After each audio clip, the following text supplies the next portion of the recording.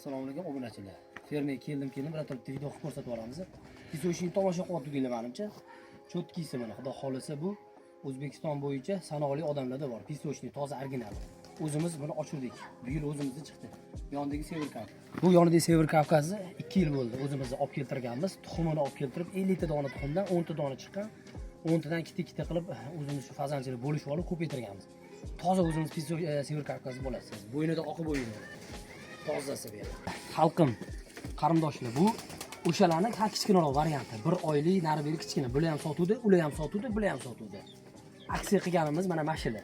Kimga kerak bo'lsa, o'zi mana 5 oydan 5 oylik xo'rozlar bu. Moskovskiy Kavkazlar. Toza. Sasa cho'chib, katta uchgan bu.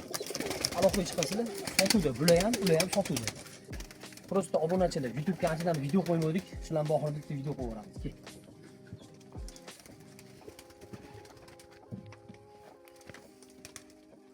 Hop, bular ottalari bular.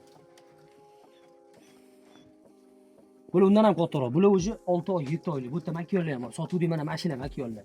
Makiyol so'raganlar mana. Makiyollar bor. Mana mashina sotuvdi okalar. Bular 6 oylik, 7 oylik kattalarimiz bular. Bular sotuvdi. Mana mashinani para-para qilib sotamiz. Bir xo'roz, bir tovuq sotamiz. Chunki makiyon kam, xo'roz ko'p. Lekin bular tayyor okalar. Bu tayyor, xori tuxumga tayyorlar bular. Ko'rdinglar okalar, mana mashina sotuvdigilar. Bular 3 ta partiya bor sotuvdi. Tak. 3 oylik, 4 oylik, 5 oylik, 6-7 oyliklar bor sotuvdi. Kimga qiziq bo'lsa aloqaga chiqarasizlar. Inni ham ko'rsatib ketamiz mana. Tepamiz setka. 5 ga 5, 5 ga 5. Video yoqqan bo'lsa like bosinglar okalar sizlar uchun. Obunachilardan o'zimizdan obunachilar chiqsanglar aloqaga sizlarga yana kelishtirib tushirib beramiz. Qolganlarni ham hammaga bir xil qilib beraveramiz, farqi yo'q. Narxini ham kelishtirib beramiz. Like bosinglar, videoni tarqatib tashlaymiz okalar. Hammaga rahmat.